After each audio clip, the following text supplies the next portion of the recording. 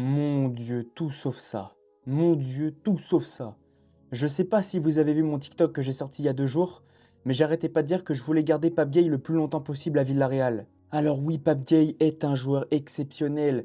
Oui, j'ai envie qu'il reste dans mon club. Je suis peut-être égoïste, parce que je sais qu'il y a plein de grosses équipes, plein de gros cadres européens qui sont intéressés par le joueur, avec ce qu'il a fait avec le Sénégal pendant toute la Coupe d'Afrique des Nations et avec ce qu'il est en train de faire à Villarreal, c'est totalement compréhensible. Mais je peux vous jurer, quand j'ai vu cette information-là, ça m'a mis une clim monumentale. Alors bien sûr, je lui souhaite le meilleur. S'il a envie de partir à Manchester United, je respecte totalement son choix. Il va ramener de l'argent au club. Je pense qu'on va réussir à le vendre 60, peut-être 50, 60, allez 70 millions, parce qu'il est exceptionnel. C'est un milieu ultra complet. Et comme on peut le voir, il est considéré comme le remplaçant idéal à Casemiro. Donc si Manchester a envie de recruter Pape Gueye, ok.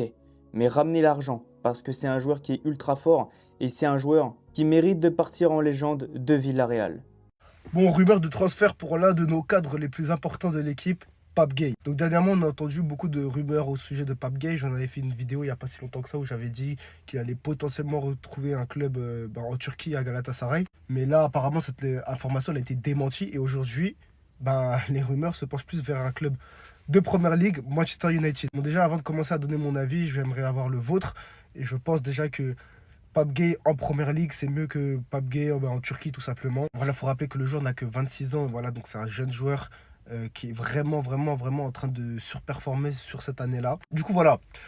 Manchester United, est-ce que c'est une bonne solution pour moi ou pas pour Pape Gueye? Moi, je pense qu'il faut vraiment être rationnel. Dans le sens où dernièrement, c'est vrai qu'on voit Manchester United faire des bonnes performances, voilà, enchaîner des victoires, c'est bien. C'est vrai que Manchester United, ces derniers temps, c'est pas mal. Mais maintenant, il ne faut pas oublier que Manchester United, c'est un club où beaucoup de joueurs très prometteurs qui ont signé dans ce club-là, ils ont tout simplement coulé. Beaucoup de joueurs qui performaient avant de signer à United sont arrivés à United et ça a été le début d'un déclin. Maintenant, c'est vrai qu'il y a aussi des joueurs qui, malgré ce contexte très compliqué, ont toujours montré un bon visage, on va dire, comme par exemple Bruno Fernandes. Maintenant, ça reste quand même un projet qui reste quand même intéressant. C'est un grand club quand même dans l'histoire de la Première Ligue. Maintenant, à voir est-ce que le club réussira à se qualifier pour des compétitions européennes, type Ligue des Champions, voire Europa League. En tout cas, c'est les compétitions européennes dans lesquelles Pape Gueye doit performer la saison prochaine. Pape Gueye est pisté par Manchester United sous contrat jusqu'en 2028 avec Villarreal. Le champion d'Afrique est considéré comme remplaçant idéal de Casemiro. Oh là là là là, putain de merde. En fait, vous avez vu là, la Manchester United, ils sont bons. Vous savez pourquoi ils sont bons? C'est parce qu'ils n'ont pas de Coupe d'Europe. La tête de moi, les gars. Je vous jure que si ils vont en Coupe d'Europe, voilà, ils vont flop. La tête de moi, ils vont flop de malade mental. Mais après, ce qui est bien pour Manchester United, c'est qu'ils ont Pape Gueye. Et Pape Gueye, les gars, il est jeune encore. Ça veut dire que si il va signer à Manchester United, ça sera la maîtresse de l'équipe, clairement. Même si pour moi, il aurait dû signer normalement à l'Inter de Milan. Normalement, c'est l'élément pour qui signe là-bas. Honnêtement, la vérité en Serie A, pour moi, c'est la base. Pour moi, lui, il doit signer en Serie A, pour moi. Mais après, c'est la Première Ligue. Ça veut dire que la Première Ligue, c'est une transition de malade mental. En plus, il peut avoir des Amad Diallo, Bruno Fernandes, Ødegaard, Obi, Sensko, Brian Mbeumo, tout ça là, bref. Vous avez vu tout ça là? Je vous jure que s'il rentre dans l'élément de Manchester United, ça peut être une folie de malade mental. Honnêtement, ça peut être une folie de malade mental. Mais après, c'est à voir. Parce que la vérité, en fait, c'est bien qu'il soit dans Manchester United, mais c'est trop maudit. Vous avez vu les clubs comme ça, c'est trop maudit. En fait, c'est comme Chelsea. La vérité, les gars, c'est comme Chelsea, en fait. C'est ça le problème. C'est trop maudit. Mais après, moi, la vérité, je serais Pape Gueye. J'aurais signé soit au Galatasaray, soit à l'Inter de Milan. La tête de moi, les gars. Et la vision, je vous jure, ce serait mieux. Après, peut-être que j'ai n'importe quoi. C'est un coup à faire une bête de saison quand il va à la Manchester United. Après, attention, il est en sous-contrat jusqu'en 2028 au Villarreal. Ça veut dire qu'il va rester peut-être là-bas. Et en plus de ça, ils sont 3e, je crois, au classement de la Ligue 1. Ils peuvent potentiellement revenir en Ligue des Champions. Et qu'on connaît la DA, les gars, si Villarreal vont en Ligue des Champions et si Manchester United vont en Ligue des Champions, il y aura une rencontre. C'est sûr, en plus, il sera buteur. En tout cas, on verra bien ce que ça va donner par la suite pour Pape Gueye. Moi, honnêtement, je pense ok, c'est bien, mais il aurait dû signer en Serie A, honnêtement. C'est un raciste, Bibi. C'est un raciste. T'es un raciste et t'es un bounty. T'es un raciste et t'es un bounty. T'es un raciste et t'es un bounty. T'es un raciste et t'es un bounty. Je te le dis. Je te le dis. Je te le dis. Je te le dis. Parce que la tête de ma mère, je vois les matchs. Je vois les matchs de Pape Gueye en Espagne et je vois les matchs de De Jong. Et la tête de ma mère, Pape Gueye a rien envie à De Jong. Je te le dis. Bien sûr. Je te le dis. Pape Gueye a rien envie à De Jong. Ah, demande Un match référence de De Je Jong. te le dis. Cite un match Non, même pas référence match de De Jong. référence, les mecs. Et Il y en a Bibi, même pas, il y en a Bibi, même pas. Bibi, ça sert à Voyez, Bibi, Bibi, ça sert à rien de me C'est dire pas oui, un mais match noir, référence. comment je peux être raciste, je suis noir, je suis sénégalais, hein. Arrête, ça sert à rien de dire ça. T'es un raciste, je te le dis, moi. T'es un raciste. T'es un raciste, et si t'étais en politique, j'ai même pas envie de te dire à côté de quel camp tu serais, toi. Parce que je le sais déjà. Je le sais déjà. Je sais déjà, Bibi. Je sais déjà pour quel camp politique tu bosserais, toi. Je te le dis. Ah ouais. Kimish, attends. Attends, regarde, Kimish, là, tout de suite, là. Kimish, il est plus fort que Pop Gay. Bah oui. Ok. Bah oui. Ok. Arrête. Ok. Arrête de RP. Il n'y a que 3 milieux défensifs qui sont plus forts que Pop Gay. C'est bon ou pas? Je te les cite. Je te les cite. Bon, on t'écoute. Vitinha, Caicedo, comment il s'appelle? L'autre là du Barça là. C'est qui joue milieu défensif au Barça? De Jong.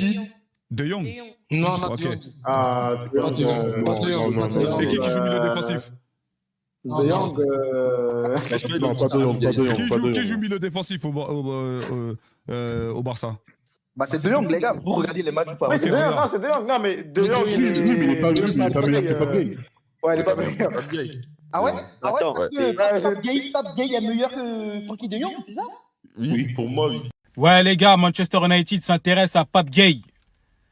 Pape Gueye, l'international sénégalais, milieu de terrain, récupérateur, qui vient de remporter sa 2e Coupe d'Afrique des Nations avec le Sénégal, serait une des pistes pour remplacer Casemiro lors du prochain mercato estival. Moi, mon avis dessus, en tant que Sénégalais, déjà, on pousse pour le transfert parce que c'est un joueur que j'apprécie beaucoup, que j'ai vu évoluer petit à petit. Il est toujours en constante évolution.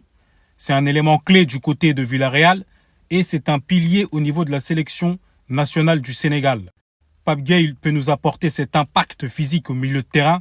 Il sera très intéressant parce que vous-même, vous savez qu'en Première Ligue, l'impact physique au milieu de terrain est très important. Et n'oublions pas sa puissance de frappe, sa qualité de frappe. Il aime beaucoup frapper, c'est intéressant pour nous. Et sa précision de passe, il fait partie du top 10 en Liga. Dites-moi ce que... Une mauvaise nouvelle pour le Barça, mais aussi une bonne nouvelle et une grosse info mercato. C'est parti. Allez, on va faire un petit récap de l'actualité côté catalan ces dernières heures. On commence par la mauvaise nouvelle. Alors, c'est pas la pire nouvelle de l'histoire, vous inquiétez pas, mais c'est tout simplement que Bastoni n'est pas vraiment intéressé par le Barça. Vous savez qu'il faisait partie des joueurs pistés pour renforcer la défense centrale, mais visiblement, il préfère rester du côté de l'Inter.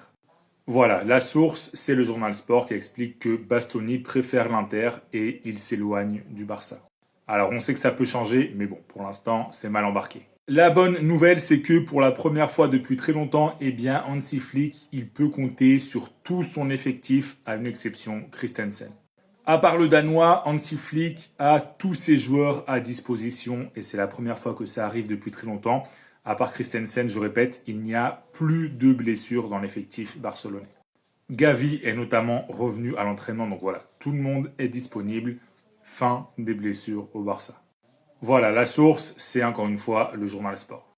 Et on finit par l'info mercato, et c'est que Hansi Flick aurait demandé à la direction de recruter Nathaniel Brown. C'est un latéral gauche de 22 ans, allemand, qui joue à Francfort, et il plaît énormément au coach du Barça. Voilà, encore une fois, la source, c'est le journal Sport. Et ça semble assez logique, vu que visiblement Flick n'est pas totalement satisfait de Baldé, voilà, qu'il a mis sur le banc lors des 2 derniers matchs du Barça en Liga. Donc Brown pourrait tout simplement être recruté et prendre la place de Baldé dans le 11. L'été prochain, évidemment. C'est fini pour cette vidéo et moi je veux ton avis sur ce poste de défenseur central. Quel défenseur central tu recruterais pour le Barça? Sachant que Bastoni visiblement c'est mort, mais bon, il y a d'autres joueurs comme Schlotterbeck notamment. Qui tu recruterais en défense centrale pour le Barça? Dis-moi tout en commentaire. Et si tu veux être au courant de toute l'actu du club catalan, comme d'habitude, je t'invite à t'abonner. Il n'y a que 3 joueurs du Barça que Hansi Flick ne vendra jamais. Il n'y a que 3 joueurs qui sont intouchables pour lui. On va voir de qui il s'agit. Nouvelle information assez intéressante qui vient d'être publiée dans les médias catalans. Et ça concerne notamment les plans de Hansi Flick pour le long terme au Barça.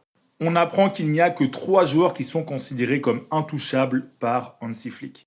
On a, sans surprise, Lamine Yamal, évidemment Pedri et pour finir, Johan Garcia. Ce sont les 3 joueurs qui ne seront jamais vendus, en tout cas si ça dépendait que de Hansi Flick. C'est tout simplement la colonne vertébrale autour de laquelle Hansi Flick veut construire son Barça sur le moyen et sur le long terme. Je vous mets la source, c'est le journal catalan El Nacional. Alors après, ça ne veut pas dire que les autres joueurs ne sont pas importants, ça ne veut pas dire que le Barça va accepter des offres, n'importe quelle offre pour n'importe quel autre joueur. Mais en tout cas, pour ces 3 joueurs, la porte, elle est fermée. Donc si demain, il y a des offres qui arrivent pour des joueurs comme Rafinha, Koubarsi, De Jong, etc., ça ne veut pas dire que le Barça les acceptera forcément, mais en tout cas, le Barça les étudiera et y réfléchira. Alors que pour Lamine Yamal, Pedri et Johan Garcia, le Barça dira non, quoi qu'il arrive, quelle que soit la somme proposée. En tout cas, si toi t'es fan du Barça, dis-moi en commentaire, est-ce que tu rajouterais un joueur, ou plusieurs joueurs d'ailleurs, à cette liste de joueurs intouchables, oui ou non? Et si c'est le cas, quel joueur tu rajouterais? Dis-moi tout en commentaire, et si tu veux être au courant de toute l'actu du Barça, je t'invite à t'abonner. Lionel Messi à la rage contre le Barça, il est très énervé contre le FC Barcelone, et je vais t'expliquer pourquoi. Les élections présidentielles du Barça approchent, ce sera le 15 mars prochain, donc là on est en pleine campagne électorale. Et donc les candidats parlent énormément, voilà, ils sont très présents sur le plan médiatique, Joan Laporta parle tous les jours, Victor Font aussi, bref, et ça agace un peu Lionel Messi. Pourquoi? Eh bien tout simplement parce que tous ces candidats, que ce soit Laporta, Font, Bilal Johanna ou Marc Syria, eh bien, ils parlent tout le temps de faire revenir Messi sans son autorisation. C'est-à-dire qu'ils utilisent l'image de Messi pour gagner des voix en faisant croire qu'ils vont faire revenir Messi. Alors, ce ne serait pas en tant que joueur, ce serait en tant que soit dirigeant, soit un rôle honorifique. Mais Messi, il ne veut pas du tout s'impliquer dans ces élections. La source de ce que je raconte, c'est le journal Marca. Voilà, Messi, il en a marre que son image soit utilisée par les candidats à la présidentielle du Barça pour essayer de convaincre les socios de voter pour eux. Parce que voilà, en gros, les candidats, ils savent que faire revenir Messi, même si c'est pas dans le rôle de joueur, je précise encore une fois, eh bien, ça peut leur faire gagner énormément de votes. Voilà, Messi, il ne veut rien avoir à faire avec ses candidats, il ne va pas s'exprimer sur les présidentielles, il ne va choisir aucun camp, et il veut tout simplement qu'on arrête de parler de lui. Donc voilà, Messi, il est vraiment pas content avec ce qui se passe à Barcelone en ce moment. En tout cas, vu qu'on parle des élections au Barça, selon toi, qui doit être le nouveau président du Barça? Est-ce que c'est Joan Laporta qui doit encore être élu? Est-ce que c'est Victor Font ou est-ce que c'est un autre? Qui tu veux en tant que président? Dis-moi ton commentaire et si tu veux être au courant de toute l'actu du Barça, je t'invite à t'abonner. 2 mauvaises nouvelles, mais tout de même une bonne nouvelle pour le Real Madrid avant le match retour contre Benfica en barrage de Ligue des Champions. C'est parti. Inutile de préciser l'importance de ce match. Voilà, si vous êtes supporter du Real Madrid, vous savez que c'est un match plus que décisif. Et malheureusement, il y a quand même des mauvaises nouvelles avant cette rencontre. La principale nouvelle, c'est que Kylian Mbappé ne va pas jouer. Il a toujours des problèmes au genou et il n'est donc pas opérationnel pour ce match contre Benfica. La source, c'est le journal L'Équipe. Alors ça pourra peut-être changer en fonction de comment il se sentira pendant la journée, mais bon, c'est quand même très mal embarqué. En tout cas, L'Équipe dit qu'il est forfait. Et c'est pas le seul puisque Dean Huijsen sera également absent pour ce match. Petit pépin musculaire pour le défenseur espagnol, donc lui aussi, il sera absent. C'est moins important que Kylian Mbappé, mais bon, c'est quand même un défenseur qui est titulaire, donc on peut dire que c'est une mauvaise nouvelle. La source de ce que je raconte sur Huijsen, c'est le journal Marca. Et enfin, la bonne nouvelle quand même, c'est que Fede Valverde sera là.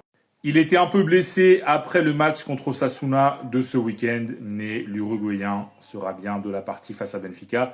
Alors, il ne sera peut-être pas à 100%, mais au moins Arbeloa pourra compter sur lui. Donc voilà, en tout cas, si tu es fan du Real Madrid, est-ce que tu penses que le Real Madrid va se qualifier contre Benfica? Oui ou non, sachant qu'il y avait quand même une petite victoire à l'aller. Oui ou non, dis-moi tout en commentaire. Et si tu veux être au courant de toute l'actu des Merengues, je t'invite à t'abonner. Il y a un joueur très important du Barça qui risque de perdre sa place. Hansi Flick va le mettre au placard. On va voir ça tout de suite. Le Barça n'a eu aucun problème pour battre Levante et donc récupérer sa place de leader. Et il y a quand même quelques enseignements très intéressants à tirer de ce match. Hier, on a parlé de Lewandowski qui était fâché contre Hansi Flick. Et là, on va parler d'un joueur qui est titulaire indiscutable, qui est en train de perdre sa place. Ce joueur, c'est Alejandro Balde, donc, qui est le latéral gauche titulaire depuis des années déjà, mais ça risque bien de changer. Il a été remplaçant lors des 2 derniers matchs du Barça et Hansi Flick semble désormais lui préférer Joao Cancelo, qui en plus a été très très bon contre les Levante. Et Mundo Deportivo nous explique que Balde est clairement en danger, sa place elle est vraiment en danger au Barça. C'est un joueur qui progresse quand même assez peu ces dernières années, surtout dans l'aspect défensif, et avec l'arrivée d'un concurrent comme Cancelo, eh bien, il risque de perdre sa place de manière définitive.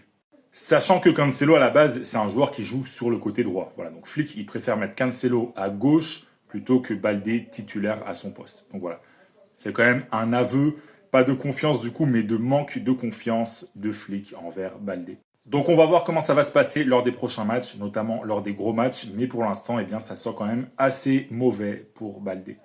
En tout cas, si toi t'es fan du Barça, dis-moi en commentaire qui doit être titulaire en tant que latéral gauche du Barça, Cancelo ou Balde. Dis-moi toi en commentaire et si tu veux être au courant de toute l'actu du Barça, je t'invite à t'abonner. Un joueur du Real Madrid est accusé de racisme et il a dû s'excuser. Le Real Madrid a aussi dû faire des excuses. On va voir ça tout de suite. Bon, décidément, on dirait que c'est un sujet à la mode en ce moment, le racisme. Voilà, dans le monde du foot, on a vu ce qui s'est passé avec Vinicius. En Angleterre, il y a eu des problèmes ce week-end aussi. Et là, il y a une nouvelle affaire. Un joueur du Real Madrid est ainsi accusé de racisme par la communauté chinoise. Ce joueur, c'est Dean Huijsen. Et qu'est-ce qu'il a fait, Dean Huijsen? Eh bien, il a partagé sur les réseaux sociaux, ou plutôt republié, un mème qui était jugé offensif ou offensant plutôt envers les Chinois. C'est sur TikTok qu'il a tout simplement repartagé ce mème qui est jugé blessant par la communauté chinoise. Donc voilà, comme l'explique la Cadena SER et tous les médias espagnols, eh bien, le joueur et le Real Madrid ont dû s'excuser. Ils ont notamment publié un communiqué sur un réseau social très populaire en Chine, voilà, dans lequel le joueur adresse ses excuses à la communauté chinoise. Donc voilà, quelques jours après ce qui s'est passé avec Vinicius, quand même, je trouve ça dommage. Alors, je ne mets quand même pas ça au même niveau que de traiter un joueur noir de singe, mais bon, Dean Huijsen, il a quand même été assez maladroit sur ce coup. Voilà, c'est vraiment important que les joueurs du Real Madrid et bon, de tous les clubs en général comprennent que sur les réseaux sociaux, eh bien, ils doivent faire très attention, pas uniquement à ce qu'ils postent, mais aussi à ce qu'ils partagent, à ce qu'ils likent, aux comptes qu'ils suivent, etc. En tout cas, si toi t'es fan du Real Madrid, dis-moi en commentaire, est-ce que tu penses que Huijsen mérite d'être sanctionné, oui ou non? Personnellement, je pense que non, voilà, c'est pas la peine. Mais bon, donne-moi ton avis en commentaire et si tu veux être au courant de toute l'actu des Merengues, comme d'habitude, je t'invite à t'abonner. Le Real Madrid vient de recaler 2 entraîneurs qui voulaient prendre la place d'Arbeloa. Ils voulaient devenir le nouvel entraîneur du Real Madrid. On va voir ça tout de suite. Est-ce que Álvaro Arbeloa sera toujours l'entraîneur du Real Madrid la saison prochaine? Eh bien, ça dépendra surtout des résultats qu'il obtiendra d'ici la fin de la saison.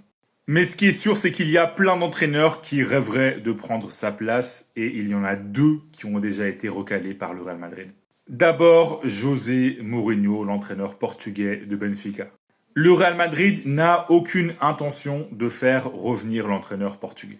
Et le deuxième entraîneur que le Real Madrid a recalé, eh bien, c'est Unai Emery. Il y a quelques jours, il y avait des rumeurs concernant une possible arrivée au Real Madrid, mais le Real Madrid n'est tout simplement pas intéressé. La source de tout ce que je vous raconte, c'est le journal AS qui nous explique notamment que Mourinho n'a pas sa place à Madrid et dans l'article, ça parle aussi d'Unai Emery. Le Real Madrid ne veut pas d'eux, d'abord pour une question de profil, voilà, surtout que Mourinho, ça s'était un peu mal passé sur la fin, mais aussi parce que le Real Madrid, pour l'instant, eh bien, considère que Arbeloa a toutes ses chances d'être l'entraîneur du Real Madrid la saison prochaine. Et je répète, ça dépendra surtout de ses résultats, mais pour l'instant, il n'est pas condamné à partir en tout cas.